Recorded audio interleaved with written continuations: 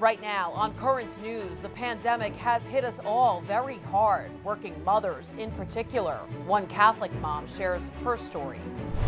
Plus, one step closer, the FDA says Johnson & Johnson's vaccine is safe and could approve it very soon. What this means for controlling the pandemic. Bravery and madness. That's what one Iraqi priest is calling the Pope's upcoming trip to the country. And a home run, how one priest is using his old baseball cards to help Catholic school students.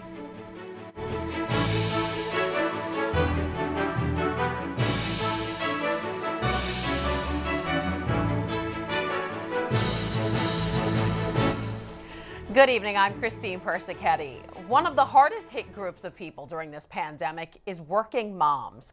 Every day having to juggle the challenges of working from home and helping with their kids' virtual learning.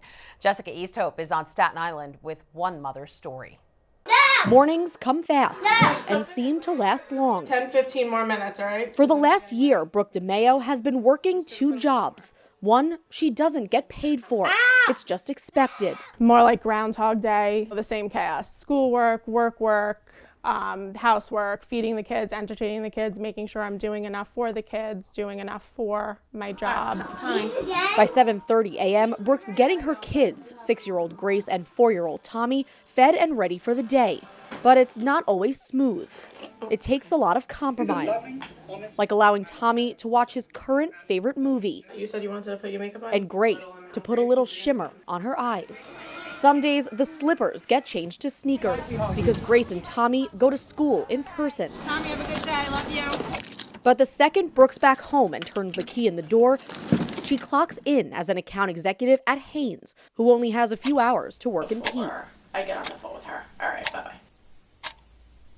But on the days the kids are home, Brooke's forced to make yet another compromise. I've cried many times because I have a project, I have a deadline, but my kids need the schoolwork done. I definitely feel like I've been set back a bit in my career. According to the Census Bureau, 1 in 5 working age adults are unemployed because the pandemic has upended their childcare. And women are 3 times more likely than men to stay home with the kids. Whereas 9.8 million working American mothers are suffering from burnout. They're 28% more likely to experience it than fathers. It's kind of depleting. It's upsetting. You always feel like you're failing. Along with the longer grocery lists, higher bills, and shorter days, Brooke says the pandemic has shown just how undervalued mothers are. When you equate how many hours they're working as a mother, financial compensation would be nice from the government. I don't think they've supported mothers the right way at all. Bless you. But Brooke says she can't help but count her blessings, and that her faith is part of what keeps her powering forward. I need that Sunday at church to just have a second to reset. I have to drop you off for school? Both jobs are tough. The pandemic has made them tougher. But for mothers, it's all in a day's work. On Staten Island, Jessica Easthope, Currents News. Mayor Bill de Blasio says city middle school students will return to in-person learning Thursday.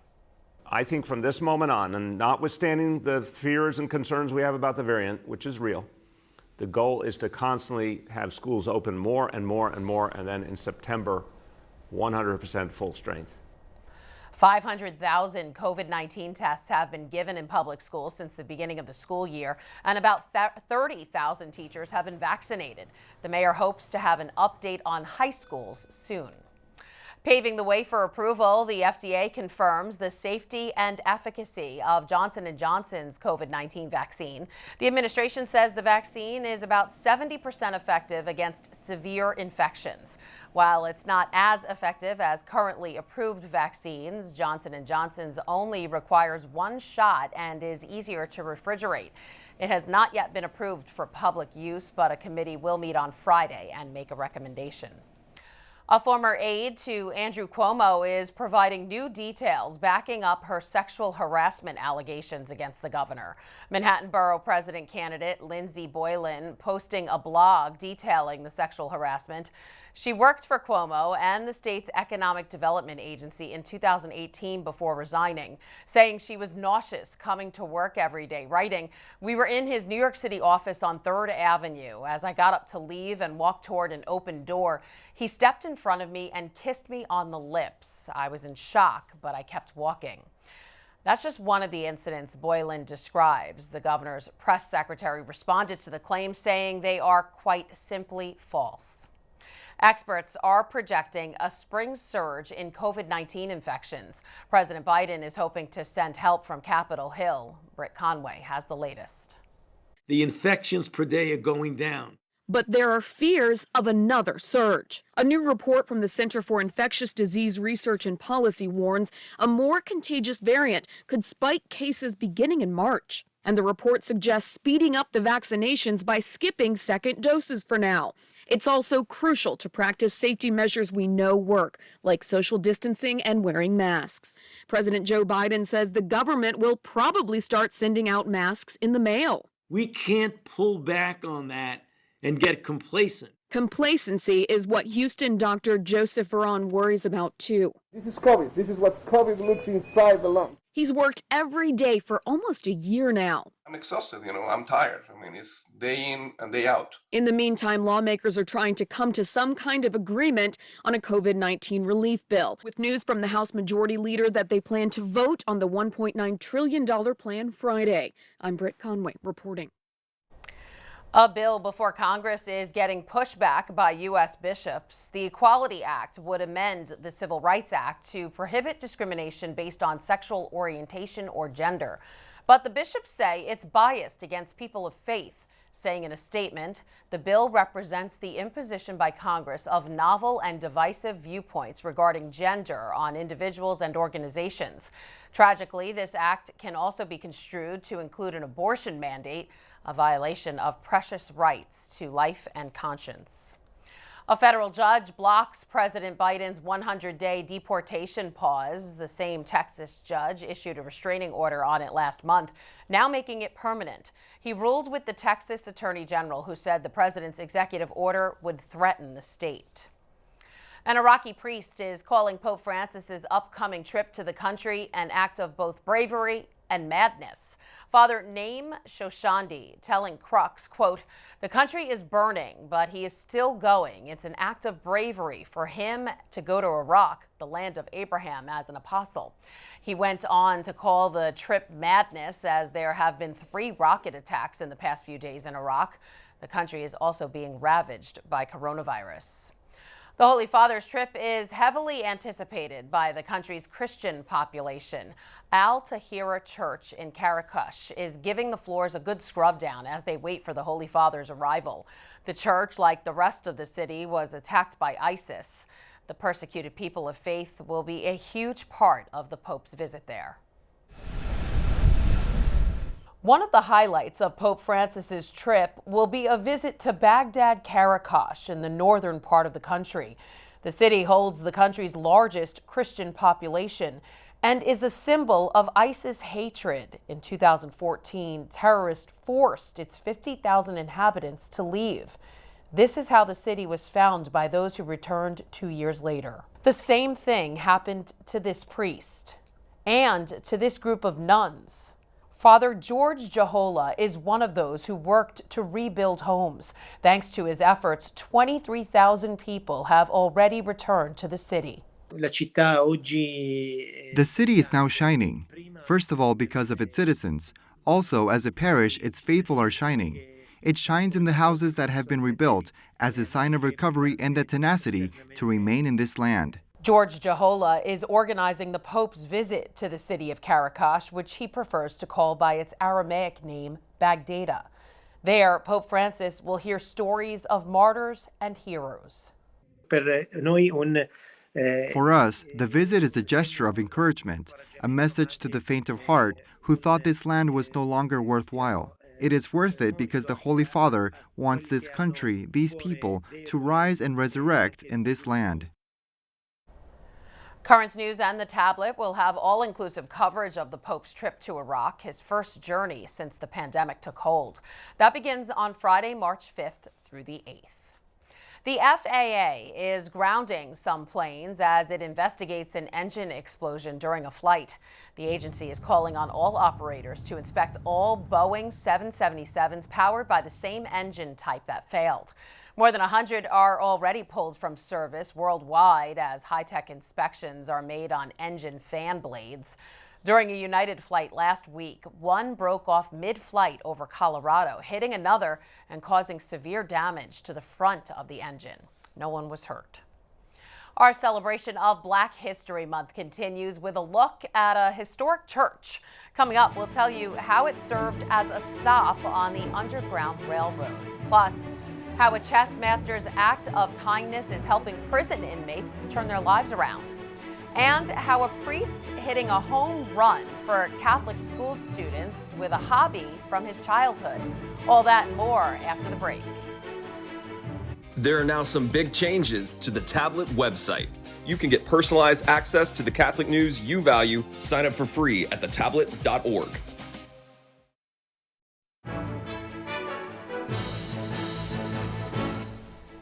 It may look like a regular church, but it played a key role in helping escaped slaves reach freedom in the 19th century. Current News' Emily Drooby is in Brooklyn Heights with a look at the historic former stop on the Underground Railroad. On this quaint Brooklyn Heights street sits Plymouth Church. Hidden among the pews are crucial pieces of Black history. Senior Minister Brett Younger took Current News on a tour. And so he came and sat in this pew. A marker where Abraham Lincoln sat praying for the abolition of slavery. The space where Martin Luther King Jr. preached an early version of I Have a Dream. Major pieces of history, but the most powerful piece hidden just past this door and down these steps. The basement, a stop on the path to freedom. We were the Grand Central Depot of the Underground Railroad. Enslaved African Americans stopping here for rest and food during their long and terrifying journey. No documentation exists of how many. Hidden in the sub-basement of this popular church, a windowless room with no lights. Imagine you hear someone walking down the stairs and you don't know if they're coming to bring you food or coming to take you back to slavery. The courage of those seeking freedom is stunning. The space feels haunting and hopeful at the same time. The church's minister, Henry Ward Beecher, was a well-known abolitionist. Thousands came to hear him speak. He used all kinds of methods to help free slaves. One of the legal ways that Plymouth Church fought slavery was through mock slave auctions. During those mock auctions, people would be exposed to the atrocities of slavery while also raising money to buy real slaves' freedom. A long history of fighting for what is right, one current church leaders strive to emulate, including highlighting complicated parts of their heritage, like this statue done by the infamous Mount Rushmore sculptor who had racist ties. And you know there had to be people in the church saying, hey, let's get out of politics. Hey, let's stop breaking the law. We should be working to change the laws. And yet, this was a church that understood that if you're not helping the people who need the help the most, then you're not being the church. So that's put a lot of pressure on us to try to live up to our heritage. They're heavily involved in anti-trafficking and racial justice. Here at this church, not just their faith, but also their history is always challenging them, pushing them to be the best they can be. In Brooklyn Heights, Emily Drooby, Current News. Now to a church in Queens where a parishioner is trying to revive the Knights of St. Peter Claver. The historically African-American Catholic service organization at the church used to be really active, but not anymore. So our guest, Dr. Anthony Andrews Jr., is trying to recruit members. He joins us now. So first off, explain to us what the Knights of Peter Claver are. Some may not be familiar with the organization. Well, we're a group of Catholics who have come together to form an organization in 1909, which was based on service. And we couldn't get into other organizations, unfortunately.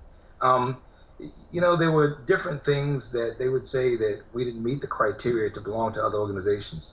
So because we couldn't get into organizations such as the Knights of Columbus and some other Knights organizations, a group of Catholics and lay ministers, Jesuit priests, came together and formed the Knights of Peter Claver. Wow. And now tell me, how old is the organization? And I see you're wearing a medal. Tell us a little bit about that. Oh, this is actually a medallion that was given to the officers of the Knights of Peter Claver and members who were extremely active, who did so many service hours with the organization. In 1999, it commemorated our 90th anniversary.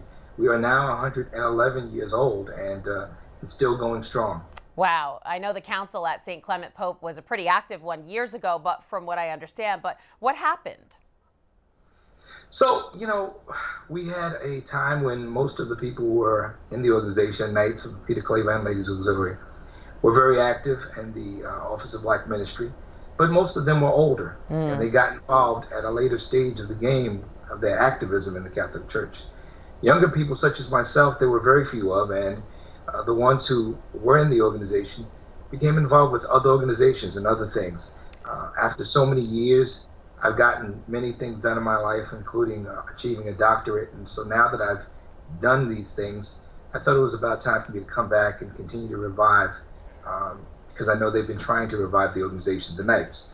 The ladies have been active in Court Council 333, but we have not gotten the Knights as active as we've wanted to over the last several years. So you've said that some Black Catholics don't feel comfortable at church. Why is that, and what can the church do to make them feel more welcomed? I think the church has to begin to open up dialogue with Black Catholics, and I think that, the church has been hesitant to do this in the past. Sure, there are some ministers, some pastors, some bishops who have done this, such as Bishop Gregory. But a lot of churches are just hesitant to do that because they're afraid of the backlash that may come from discussing things that were not discussed in the past. You have to begin to discuss the past of the Catholic Church to begin to think about where we're going in the future. And that past, unfortunately, does include racism. It includes not letting Black Catholics be as involved with certain things, or discouraging them from being involved. And I think that's a shame. I think we've got to be able to have these discussions to talk about the issues that Black Catholics face, because Black Catholics face issues that others do not. So I hear you have a big event coming up next week. Tell us briefly about it. March 6th, we have our virtual initiation, and I think it's going to be fantastic. It's the first time we're doing a virtual initiation. Some of the other Knights organizations have already started doing this. And what we're going to do is we're going to see if we can make sure that we initiate as many Knights and ladies as we possibly can. There's not a need for Knights and ladies to be activated in the church anymore. They are activated, but there's a need to come together to talk about the issues that impact us and that ultimately impact the Catholic Church. So many Blacks have left the Catholic Church over the last few decades, and it's because they didn't feel as comfortable as they would feel in other churches. We've got to begin to have the dialogue, to have the discussions about social justice and about those issues that impact Black Catholics so that we can have a very vibrant and active Catholic ministry that includes and involves Black Catholics in a way where we feel included. All right, Anthony Andrews Jr., founder of Council 333, Knights of Peter Claver. Thanks for being here and good luck with your recruitment. Thanks so much, Christine. It's an honor. If you would like to be part of the first virtual national initiation on March 6th, head on over to kofpc.org and hit the Join Now button. But hurry, applications need to be submitted by Friday, the 26th. And in the Diocese of Brooklyn, there will be a Mass celebrating Black History Month on Sunday, February 28th. It will air live on Net TV from the Co-Cathedral of St. Joseph at 3 p.m. Bishop Nicholas DiMarzio will be the main celebrant. A man who made history is now helping others. Justus Williams became the youngest African-American chess master ever at the age of 12. Now in his 20s, he's using his expertise to help an unlikely group. Steve Harris has that story. On the 4th floor of the St. Louis County Justice Center, there's a battle taking place, a board battle between inmates, played out with chess pieces. These guys, they good. That's what they do. 106 players signed up for the inmate chess tournament. There's some good players in there. As Justus watched. That's Justus Williams. He became the youngest African-American chess master in history at the age of 12. Today, he's overseeing the tournament he helped make happen. We're trying to bring more faces into chess. So we got to get into the underrepresented communities in the jails. I mean, I haven't really heard of any chess-related activities within the jail, really. And as soon as I did, I was like, all right, we got to do this here. 2 floors up, 3 more matches. Every meticulous move mindfully motivated. It's beautiful. Like, there's a lot of great players in here. Some people they just move so confidently like they've been playing all their lives. But it's more than just a chess tournament. What we really trying to do is get these guys to journal how chess is helping them, while in here. Mario Reed is a correction officer who sees the benefits this brings. It keeps them calm and give them something to look forward to. You know, that's motivation. You know, keep their mind like just occupied on, you know, something positive. That's what it does for them. I think that's why this program is really important here. The tournament's champion will play against Justice. So the winner of all this, y'all gonna have to play this man right here. But regardless of the outcome, just being able to talk chess, talk life, talk anything, talk ideas with them is pretty cool. That was Steve Harris reporting. No word yet on when the final match will take place, but I'm sure it will be quite the game. Up ahead, a very different view of the pandemic through the eyes of a toddler, how this mini reporter is documenting the past year, and the story of a priest stepping up to the plate for students.